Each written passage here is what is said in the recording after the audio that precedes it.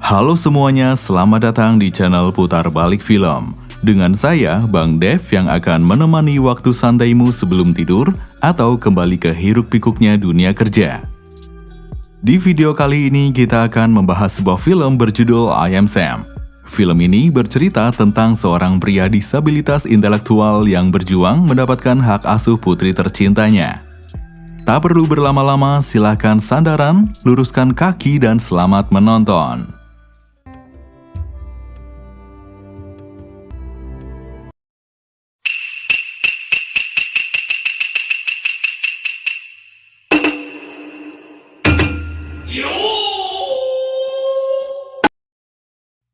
Film dibuka dengan memperlihatkan seorang pria disabilitas intelektual bernama Sam Dawson. Meski banyak kekurangan, dia saat itu bekerja sebagai pelayan di coffee shop Starbucks. Ketika sedang semangat bekerja, dia mendapat telepon dari rumah sakit karena anaknya akan segera lahir. Sam pun segera pergi ke rumah sakit. Sesampainya di sana, Sam masuk ke ruang bersalin mendampingi perempuan bernama Becca. Seorang bayi mungil nan cantik itu pun lahir. Sam menggendong putri kecilnya dan memberi nama Lucy Diamond Dawson yang terinspirasi dari lagu favoritnya. Beberapa hari kemudian, Becca pun bisa pulang dari rumah sakit. Ketika berjalan keluar rumah sakit, Becca menyuruh Sam berjalan duluan untuk menghentikan bus. Tapi ternyata setelah bus berhenti, Becca kabur melarikan diri. Mereka memang bukan pasangan suami istri. Mungkin karena itulah Becca enggan merawat bayi yang dilahirkannya. Sam kemudian membawa pulang Lucy. Dia buat ayunan sederhana untuk tempat tidur Lucy. Akan tetapi, popok yang dibuat tidak bisa digunakan. Dia pun membawa Lucy ke supermarket untuk membeli popok, susu, dan berbagai perlengkapan bayi. Sam sudah melakukan yang dia bisa. Akan tetapi, Lucy tetap saja tidak berhenti menangis. Hingga kemudian tetangganya yang bernama Annie pun menegurnya karena waktu tidurnya terganggu. Sam menjelaskan apa masalahnya lalu meminta bantuan pada Annie. Ketika Sam membawa Lucy ke rumah Annie, dia pun diberitahu bahwa bayi harus diberi susu setiap 2 jam sekali. Untuk memudahkan Sam mengingat, Annie meminta Sam untuk mengikuti jadwal acara televisi. Kehidupan barunya menjadi seorang ayah ternyata cukup membuat Sam kewalahan. Suatu malam, Sam kedatangan teman-temannya. Sama seperti Sam, mereka semua penderita disabilitas intelektual. Sam lupa bahwa hari itu jadwal mereka bermain game bersama. Tapi karena sudah ada Lucy, mereka pun akhirnya hanya duduk mengobrol sambil menjaga Lucy. Singkat waktu, Lucy pun tumbuh semakin besar. Akan tetapi, Sam harus bekerja. Sayangnya, bekerja sambil menggendong Lucy membuat pekerjaannya berantakan. Akhirnya, Sam meminta bantuan Annie untuk menjaga Lucy ketika dia bekerja. Awalnya, Annie menolak, namun saat mendengar namanya menjadi kata pertama yang Lucy ucap, Annie pun mau membantu Sam. Lucy tumbuh menjadi anak kecil yang cantik dengan rasa ingin tahu yang tinggi. Apapun yang Lucy tanyakan, Sam selalu berusaha menjawab sebisanya. Suatu waktu, dia bertanya pada Sam apakah Tuhan sengaja membuat Sam berbeda atau itu hanya ketidaksengajaan? Sam terlihat sedih dan tidak tahu harus menjawab apa.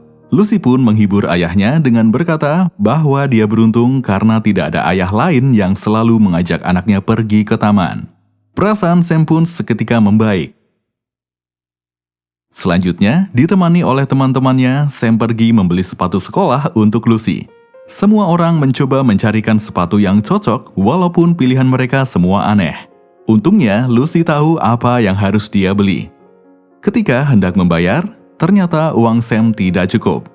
Teman-temannya lalu memberikan uang yang mereka punya untuk membantu membayar. Meski ayahnya berbeda, Lucy terlihat hidup bahagia. Setiap malam, Sam membacakan buku cerita berjudul Green Eggs dan Ham. Sam bahkan mengulangi cerita hingga beberapa kali dan Lucy selalu mendengarkan. Sebelum akhirnya tertidur, Lucy berkata pada Sam untuk mencoba burger di Bob's Big Boy. Namun Sam tidak mau, hari Rabu adalah jadwal mereka sarapan di IHOP, restoran favoritnya. Di hari kunjungan orang tua, Sam sangat antusias melihat Lucy maju mempresentasikan hasil belajarnya. Setelah Lucy, giliran anak laki-laki bernama Connor. Tapi karena Connor sedikit kesulitan, dia pun dimarahi ayahnya. Lucy pun mencoba berteman dengan anak itu dengan mengajaknya main ke rumahnya. Namun Connor justru berkata pada Lucy kalau Sam aneh. Seiring waktu, Lucy pun mendapatkan buku baru dari sekolah. Dia lalu meminta ayahnya untuk membacakan buku barunya. Namun sepertinya kosakata yang ada di dalam buku terlalu sulit untuk Sam. Tak mau ayahnya merasa rendah diri, Lucy pun meminta dibacakan buku Green Eggs dan Ham, satu-satunya buku yang Sam kuasai. Selanjutnya, Sam terlihat sedang mengisi TTS di depan sebuah tempat makan. Tiba-tiba, seorang wanita mendekat dan menggodanya. Namun hal itu berujung Sam yang tertangkap razia polisi. Tapi akhirnya Sam dilepaskan karena Sam mengaku tidak tahu kalau wanita itu PSK. Hari berikutnya, Sam dipanggil ke sekolah Lucy. Ditunjukkanlah gambar Lucy. Dalam gambar tersebut, karakter Lucy digambar lebih besar dibanding karakter Sam. Mereka khawatir Lucy tidak mau berkembang karena takut jadi lebih dewasa dari ayahnya. Berdasarkan catatan Departemen Layanan Anak dan Keluarga, intelektual Sam setingkat dengan anak berusia 7 tahun. Malamnya, Lucy membaca buku barunya. Di pertengahan, Lucy berpura-pura tidak bisa melanjutkan karena sulit.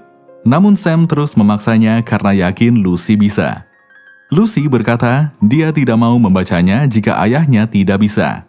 Sam pun menjelaskan kalau dia akan merasa senang mendengar Lucy membaca. Akhirnya, Lucy pun melanjutkan membaca buku. Selanjutnya, pada hari Rabu, mereka berdua makan di restoran yang berbeda dari biasanya. Namun Sam marah saat tahu tempat itu tidak menyediakan menu yang dia mau. Lucy mencoba mencarikan menu yang mirip, akan tetapi Sam tetap tidak mau. Beberapa waktu kemudian, sekolah mengadakan pesta Halloween. Di sana, Sam ditertawakan oleh anak-anak. Lucy hanya bisa diam melihat mereka menertawakan ayahnya. Singkat cerita, Lucy akan berulang tahun. Sam ingin memberikan kejutan untuk Lucy. Dia undang semua teman-temannya dan juga teman sekelas Lucy untuk datang ke rumah. Saat mereka menunggu kedatangan Lucy, tiba-tiba petugas dari Departemen Layanan Anak dan Keluarga datang. Ketika Lucy kemudian datang, dengan lantang Connor mengatakan Lucy tidak perlu memanggil Sam ayah dan berkata bahwa Lucy adalah anak adopsi. Dirasa Lucy tidak aman lagi tinggal dengan Sam, petugas Departemen Layanan Anak dan Keluarga pun mengamankan Lucy. Selama proses persidangan berjalan, Sam hanya boleh bertemu dengan Lucy 2 kali seminggu selama 2 jam. Setelah itu, teman-teman Sam menyarankan untuk menyewa seorang pengacara. Sam kemudian datang ke kantor Rita Harrison, seorang pengacara muda yang kesabarannya setipis tisu. Rita sendiri sedang mengalami struggle. Banyaknya kasus yang dia tangani membuat Rita sering tak memiliki waktu untuk memperhatikan anaknya. Setelah Sam menceritakan apa masalahnya, Rita menolak menjadi pengacaranya karena dia tahu Sam tidak akan mampu membayarnya. Dia mengatakan akan menanyakan teman sesama pengacara untuk membantu Sam. I have to be in court in 8 minutes with the Kresge. Oh, this is on her Over to my first desk. birthday. We have a son, Rita Bosman Glenn Harrison. I think I may know someone who handles these kinds of cases. I'll see. Menyadari dia butuh lebih banyak uang, Sam pun meminta pada bosnya agar dipromosikan menjadi barista. Namun permintaannya ditolak.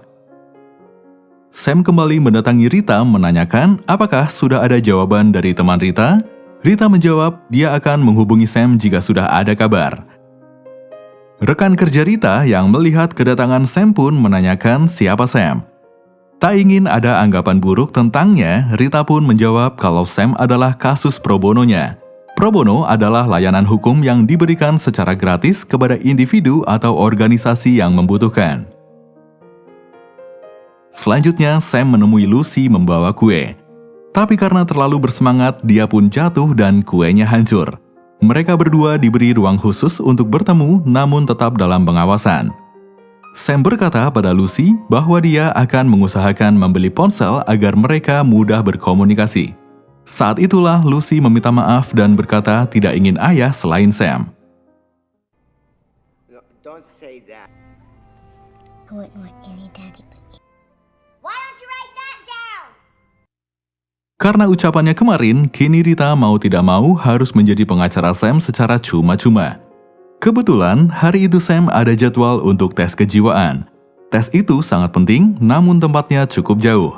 Rita yang tidak mau Sam melewatkan itu, akhirnya mengantar Sam dengan mobilnya. Hari berikutnya, Rita mewawancarai teman-teman Sam. Sayangnya, tidak ada satupun informasi penting yang bisa membantu. Rita kemudian mendatangi tempat kerja Sam. Dia menjelaskan bahwa dia butuh seseorang yang memiliki gelar yang bisa menjadi saksi di persidangan dan membuat pengadilan percaya Sam layak mendapatkan hak asuh Lucy. Sam pun menemui Annie meminta bantuannya untuk bersaksi. Namun Annie menolak. Perlu diketahui, Annie memiliki gangguan kecemasan, sebab itulah dia jarang keluar rumah.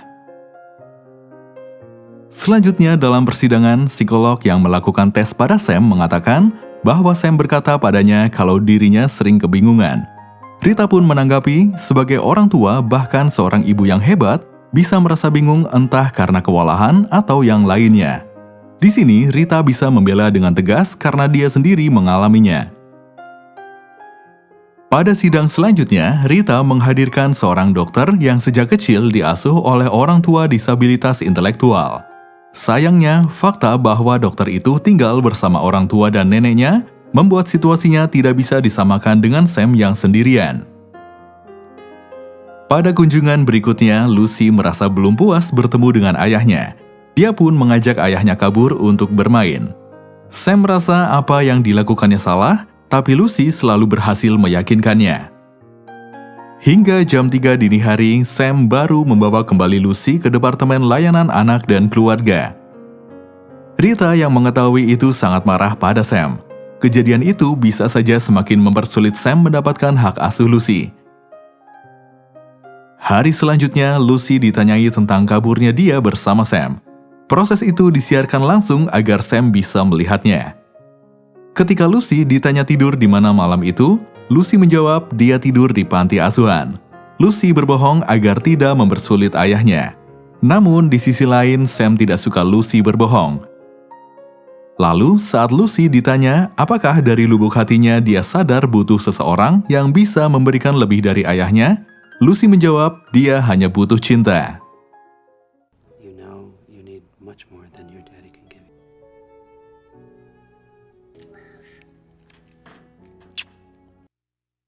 Annie yang melihat Sam selalu berdoa setiap malam, akhirnya hari itu memberanikan diri datang ke persidangan sebagai saksi.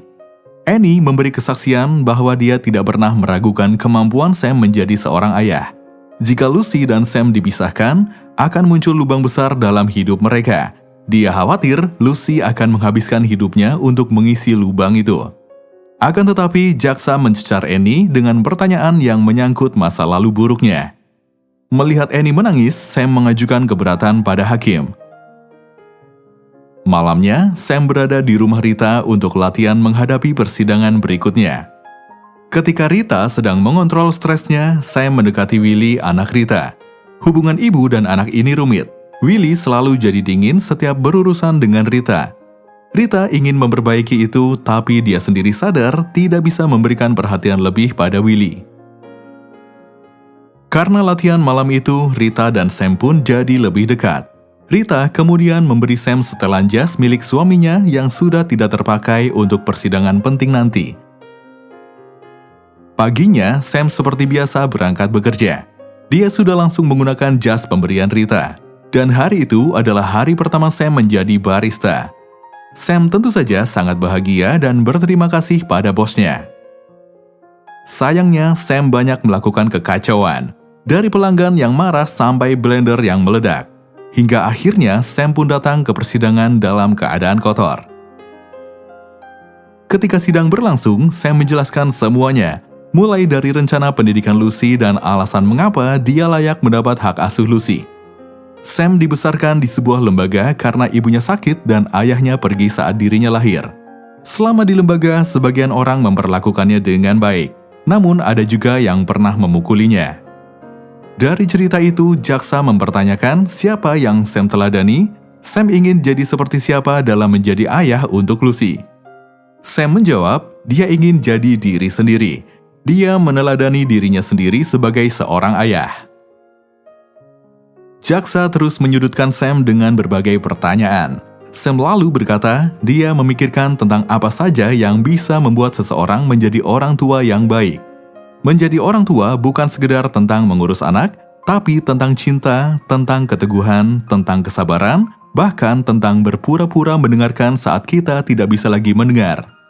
Dia bukanlah orang tua yang sempurna. Kadangkala kesabarannya habis dan lupa kalau Lucy hanyalah anak kecil.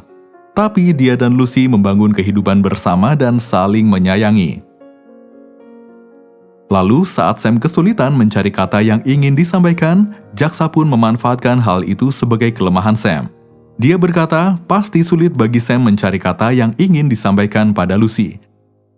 Tak hanya itu, jaksa melukai ego Sam dengan bertanya, apakah menurut Sam Lucy layak mendapatkan sesuatu yang lebih?